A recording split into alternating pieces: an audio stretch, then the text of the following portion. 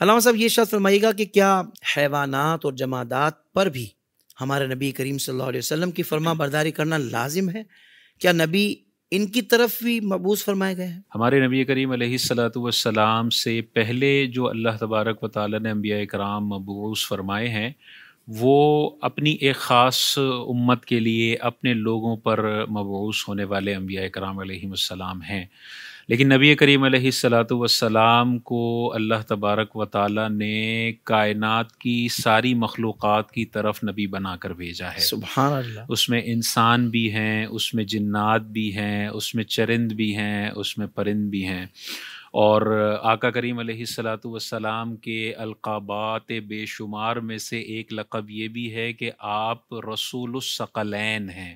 واہ جی واہ۔ انسان اور جنات، قیامت تک جتنی مخلوقات انسان اور جنات میں آئیں گی ان سب کے لیے اللہ تبارک و تعالیٰ نے آپ کو رسول بنایا۔ سبحان اور اللہ۔ قرآن کریم میں اللہ تعالیٰ نے ارشاد فرمایا قل یا ایھا الناس، اے حبیب آپ فرما دیجئے کہ اے لوگوں، انی رسول اللہ الیکم جمیعا، میں تم سب کی طرف اللہ تبارک و تعالیٰ کا رسول ہوں، تم سبحان سب کی اللہ۔ طرف واہ جی قیامت واہ، تک۔ واہ جی واہ۔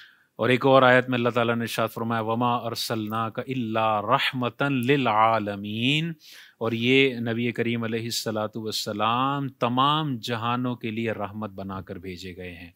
عالم کا مطلب ہوتا ہے اللہ کے علاوہ ہر چیز کو عالم کہتے ہیں، جو بھی مخلوقات ہیں وہ عالم ہیں۔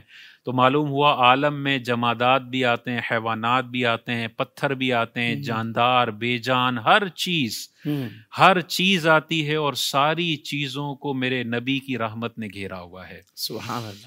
اور جہاں تک جانوروں کا معاملہ ہے تو جیسے نبی کسی انسان کو حکم دیں اسے حکم پر عمل کرنا لازم ہے، ویسے اگر نبی کسی پہاڑ کو حکم دیں، کسی پتھر کو حکم دیں، کسی درخت کو حکم دیں یا کسی جانور کو حکم دیں تو اس پر بھی اس کی پیروی کرنا لازم ہے۔ واہ سبحان ہمیں اللہ۔ احد پہاڑ والی روایت نظر آتی ہے، زلزلہ روکنا اللہ تبارک و تعالیٰ کی طاقت ہے، لیکن تاجدار کائنات جب احد کے پہاڑ پر چڑھے تو احد پہاڑ ہلنے لگا، اس پر زلزلہ آ گیا، تاجدار کائنات نے ٹھوکر ماری اور فرمایا احد پہاڑ رک جا، تو احد پہاڑ بھی نبی کا کہنا مانتا ہے اور اپنا زلزلہ روک لیتا ہے۔ سبحان اللہ۔ یعنی زلزلے کو روکنا یہ اللہ تبارک و تعالیٰ کی صفت حقیقی ہے، بے شک۔ لیکن اللہ چاہے تو اپنے نبی کو یہ طاقتیں دے سکتا ہے کہ وہ ہلتی ہوئی زمین کو صرف یہ کہہ دیں رک جا، تو وہ ہلتی ہوئی زمین اپنا زلزلہ روک سبحان لیتی ہے۔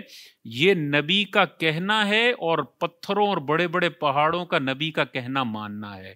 اسی طرح دیکھیں حضور علیہ الصلاۃ والسلام نے ایک درخت کو حکم دیا تو وہ اپنی جڑوں سمیت زمین سے نکلا، تاجدار کائنات کی بارگاہ میں آیا اور سلام عرض کیا، حضور نے دوبارہ پلٹنے کا کہا تو وہ درخت اپنی جڑوں سمیت دوبارہ وہاں گیا اور اللہ وہاں اکبر۔ جا کر لگ گیا۔ سبحان اللہ۔ یہ سبحان اللہ۔ تاجدار کائنات کی زبان مبارک میں اللہ تبارک و تعالیٰ نے طاقت رکھی ہے کہ درخت کو بھی یہ شعور ہے کہ یہ تاجدار کائنات کی آواز ہے، اب تجھ پر عمل کرنا لازم ہے، اپنی جڑیں نکال اور حضور کی بارگاہ میں چل کر سلام عرض کیا کر کے آتے کہنے، ہیں۔ واہ اسی واہ طرح واہ۔ ایک جنگ کے دوران ایک اونٹنی تھی، بڑی سلو چل رہی تھی اور سب سے پیچھے تھی، تاجدار کائنات نے اس کو ایک ٹھوکر ماری ہے۔ حدیث میں آتا ہے پہلے چل نہیں سکتی تھی، حضور کی ایک ٹھوکر کی برکت سے اس سے آگے کوئی اور اونٹنی بڑھ نہیں سکتی تھی۔ اللہ یہ اکبر۔ تاجدار کائنات کی طاقت ہے، اور جانور کیسا حضور علیہ الصلاۃ کیا بات ہے، والسلام کا سبحان حکم اللہ، مانتے ہیں۔ اسی سبحان طرح اللہ۔ اونٹ والی روایت ہمارے سامنے ہے، اونٹ تاجدار کائنات کی بارگاہ میں آتا ہے، سجدہ ریز ہوتا ہے، صحابہ تڑپ اٹھتے ہیں، یا رسول اللہ یہ سجدہ کر رہا ہے تو ہمیں بھی سجدے کی اجازت مرحمت فرمائیں۔ حضور علیہ الصلاۃ والسلام نے ارشاد فرمایا کہ انسان کو جائز نہیں ہے کہ کسی اور انسان کے لیے سجدہ کرے، اگر میں سجدے کی اجازت دیتا تو بیویوں کو حکم دیتا کہ وہ اپنے شوہروں کو سجدہ کریں۔ تو یہ جانوروں کے ساتھ حضور علیہ الصلاۃ والسلام کا ایک تعلق ہے، حکم ماننا۔ اسی طرح بادلوں کی روایت، جہاں حضور اشارہ فرماتے تھے بادل ہلتا چلا جاتا تھا۔